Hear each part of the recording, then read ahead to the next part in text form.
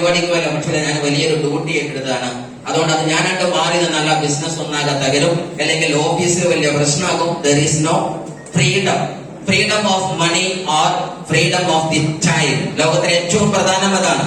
ജീവിതം അഭിനയിച്ചു തീർക്കുന്ന ആളുകളായി നമ്മൾ മാറിയിരിക്കുന്നു. തന്റെ സമ്പത്ത് സുന്ദരമായി ആസ്വദിക്കാനാവട്ടെ, അതേപോലെ തന്നെ തന്റേതായിരിക്കുന്ന കഴിവും എടുക്കും ഈ ഭൂമുഖത്ത് അവതരിപ്പിച്ചുകൊണ്ട് തന്റേതായിരിക്കുന്ന സേവന സൗകര്യങ്ങൾ ഈ ലോകത്തിന് തീർക്കാനാവട്ടെ, നമ്മൾക്ക് അസാധ്യമെന്ന ഒരു തലത്തിലേക്ക് മാറുമ്പോ ഹെൽത്തും വെൽത്തും ഫ്രീഡവും ഒരുമിച്ച് കിട്ടാതിരിക്കുമ്പോ അത് മൂന്നും ഒരുമിച്ച് കിട്ടുന്ന ഒരു വണ്ടർഫുൾ ഓപ്പർച്യൂണിറ്റി. നല്ലൊരു കൈയ്യടി ഈ ഓപ്പർച്യൂണിറ്റി കൊടുക്കാറുണ്ട്.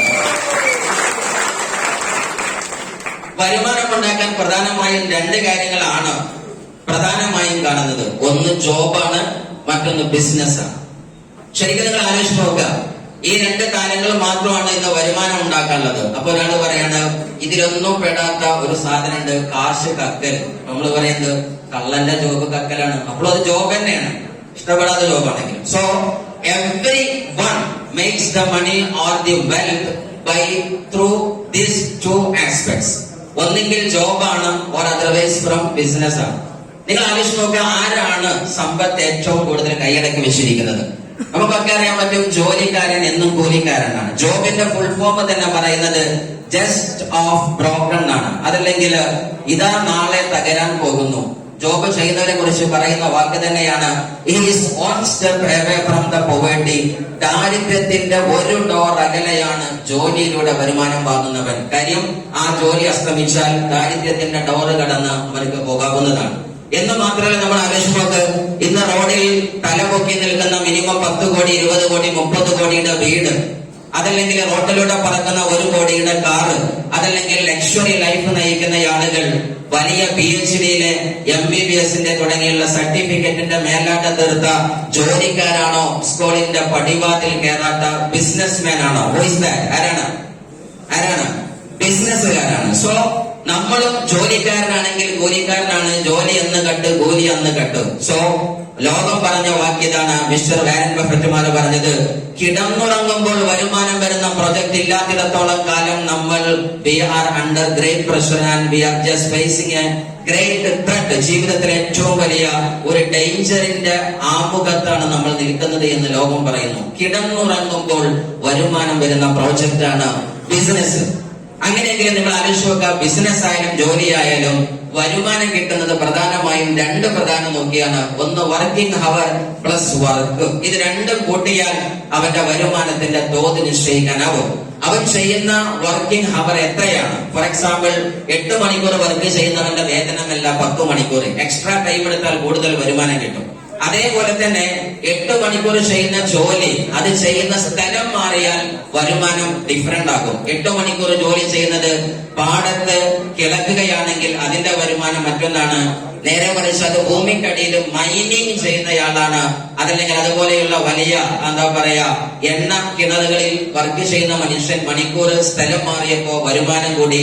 അതേപോലെ തന്നെ ഈ മണിക്കൂർ ബാലപടിയിലെ ടീച്ചറാണ്, അതേ ടീച്ചർ ഒരു വലിയ PhD പാസ്സായിട്ട് ഒരു വലിയ പ്രൊഫഷണൽ കോളേജിൽ വന്നാല് സ്ഥലം മാറി സമയം കൂടി വരുമാനം ഡിഫറന്റ് ആയിരിക്കുന്നതാണ്. ഏതായാലും വരുമാനം ഇതാണ്. പണ്ട് കാലത്ത് വരുമാനം എന്ന് പറഞ്ഞാല് സ്കില്ലിനെ ബേസ് ചെയ്തായിരുന്നു. അതായത് ഗൾഫിലേക്ക് പോകുന്ന സമയത്ത് അന്ന് ആരോ പറഞ്ഞു അവിടെ ഓഫീസിൽ നല്ലൊരു ഒഴിവുണ്ട്, ടൈപ്പിംഗ് ഫാസ്റ്റ് ആക്കിക്കോ, കമ്പ്യൂട്ടർ ഉഷാറാക്കിക്കോ. അങ്ങനെ ആരോ അത് പഠിച്ചു, ടൈപ്പിംഗ് പഠിച്ചിട്ട് നേരിട്ട് ഗൾഫ് രാജ്യത്തെത്തി. അങ്ങനെ തന്റെ 30-40 വർഷം റിട്ടയർമെന്റ് വരുന്നത് വരെ പ്രവാസ ലോകത്ത് ആ ഒരു സ്കില്ലിനെ ബേസ് ചെയ്ത് വരുമാനം ഉണ്ടാക്കി. സ്വർണ്ണോ ഇതല്ലേ പണ്ട് ചെയ്തത്.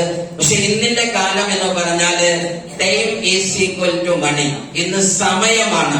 സ്കില്ലിനെ ബേസ് ചെയ്ത് വരുമാനം ഉണ്ടാക്കുന്നതിനേക്കാൾ ഇന്ന് വരുമാനം ഉണ്ടാക്കുന്നത് സമയത്തെ ബേസ് ചെയ്ത് തന്നെയാണ്. അതാണ് മിസ്റ്റർ യൂസുഫ് അലിയാക്കിയത്. കാര്യം അദ്ദേഹത്തിന്റെ കൂടെ 63,000-ഓളം വരുന്ന എംപ്ലോയീസ് ഉണ്ടെങ്കിൽ, റിലയൻസിൽ 3,96,000-ഓളം വരുന്ന ആളുകൾ ഉണ്ടെങ്കിൽ, അതേ ഇൻറ്റു 8 മണിക്കൂർ ഓർ 10 ഹവർ ആണ് 1 day of mister Ambani or Yusuf Ali. ഇവിടെ നമ്മൾ എന്ത് MBBS പാസ്സായാലും IAS കലക്ടർ ആയാലും I am only 1 person to work for me എന്നതാണ് പ്രശ്നം. സോ ഇവിടെ ഇതാണ് വരുമാനത്തിന്റെ തോടെങ്കിലും ഗ്രാഫ് കാണിക്കുന്നത് ഇങ്ങനെയാണ്. ഈ ഗ്രാഫിൽ നിങ്ങൾ നോക്ക്, ആക്ച്വലി 8 മണിക്കൂർ വർക്ക് ചെയ്യുന്ന ഒരു മനുഷ്യർക്ക് ശരാശരി 15 മുതൽ 40,000 വരുമാനം കണ്ടേക്കാം. 16 മണിക്കൂറുള്ളവൻ 25,000 തൊട്ട് 60,000 കിട്ടിയേക്കാം. No, may be or may not be, I don't know. ആ ജോലിക്ക് അനുസരിച്ച് അപ്പൊ പറഞ്ഞല്ലോ, സമയവും ജോലിയും ഈ രണ്ട് തരം നോക്കി according to the time and job may be. Then next വന്നാണ് 24 മണിക്കൂർ അവൻ പണി ചെയ്താൽ ഒരു പക്ഷേ 50,000 തൊട്ട് 90,000 സംഖ്യ കിട്ടിയേക്കാം, വരുമാനം മാസത്തിൽ കിട്ടിയേക്കാം. പക്ഷേ ഇതൊക്കെയാണെങ്കിൽ പോലും, ഗ്രാഫ് ആണെങ്കിലും പ്രശ്നം ഇത് തന്നെയാണ്. അവിടെ പേഴ്സണൽ എഫർട്ടാണ്, സ്വന്തമായി താൻ ചെയ്യേണ്ടി വരും. മറ്റൊന്ന് പേഴ്സണൽ പ്രസൻസ് വേണ്ടി വരും. ലിമിറ്റഡ് ആയിരിക്കുന്ന ഇൻകം ആയിരിക്കും. എല്ലാം ഞാൻ ഒറ്റയ്ക്ക് ചെയ്യേണ്ടി വരും. ഒരു ലിമിറ്റഡ് ആയിരിക്കുന്ന ഇൻകം ശമ്പള സ്കെയിൽ തീരുമാനിച്ചു കാണും. നിങ്ങൾ ആലോചിച്ചൊക്കെ ഇതിനകത്ത് വരുന്നത്, മകളെ കെട്ടിക്കേണ്ടത് അടുത്ത മാസമാണ്. ഏറ്റവും ചുരുങ്ങിയത് അതിന്റെ കല്യാണവുമായി ബന്ധപ്പെട്ട് 10 ലക്ഷം തനിക്ക് എന്താ പറയാ വേണ്ടതുണ്ട്, അതല്ലെങ്കിൽ ഒരു 20 ലക്ഷം വേണ്ടതുണ്ട് എന്ന് വന്നാൽ ഒരു കലക്ടർക്ക് പോലും തന്റെ വരുമാനം കൂട്ടാൻ ഗവൺമെന്റിനോട് പ്രത്യേക രേഖ കൊടുക്കാൻ പറ്റില്ല. ഒന്നെങ്കിൽ മേശക്കടിയിലൂടെ കാശ് വാങ്ങാം, ഇല്ലെങ്കിൽ കടം വാങ്ങാം, ലോൺ വാങ്ങാം, അങ്ങനെ അഡ്വാൻസ് എമൗണ്ട് ഒപ്പിക്കാൻ പറ്റും. അല്ലാതെ സാലറി സ്കെയിലിൽ നിന്ന് അതെടുക്കാൻ കുറച്ച് പ്രയാസമാണ്. പക്ഷേ ഇവിടെ MI ലൈഫ് സ്റ്റൈലാണ് വന്നതെങ്കിൽ അടുത്ത വർഷം 10 അല്ലെങ്കിൽ അടുത്ത മാസം 10 ലക്ഷം വേണമെങ്കിൽ 3 ID കണ്ടിന്യൂസ് സീഡിംഗ് അടിച്ച 10 അല്ല അതിന്റെ അപ്പുറം കിട്ടും. അതാണ് പവർ ഓഫ് ബിസിനസ് എന്ന് പറയുന്നത്. സോ അവിടേക്ക് ഞാൻ വരുന്നുണ്ട്.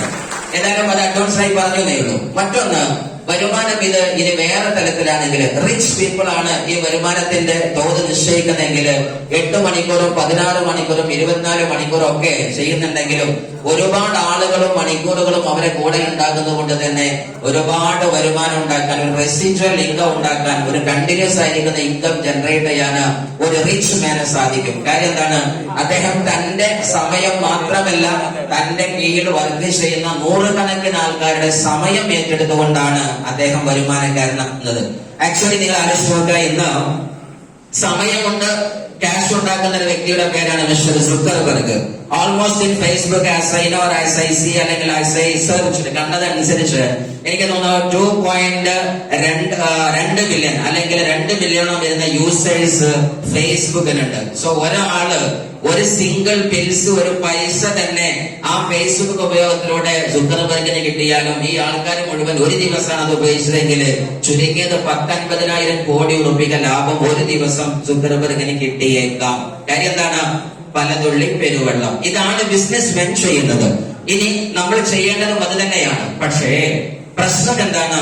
ഒരു ബിസിനസ്സിലേക്ക് കടക്കുമ്പോൾ ആദ്യ ആശങ്ക മുന്നിൽ നിൽക്കുന്നുണ്ട്. സർ, എനിക്ക് ബിസിനസ് ചെയ്യാൻ അറിയില്ല. ഞങ്ങളെ പാരമ്പര്യം പണ്ടേ കൂലിവേലക്കാരാണ്, ടീച്ചേഴ്സിന്റെ ഫാമിലിയാണ്, ഞങ്ങള് ഡോക്ടർമാരുടെ ഫാമിലിയാണ്, മീൻ കച്ചവട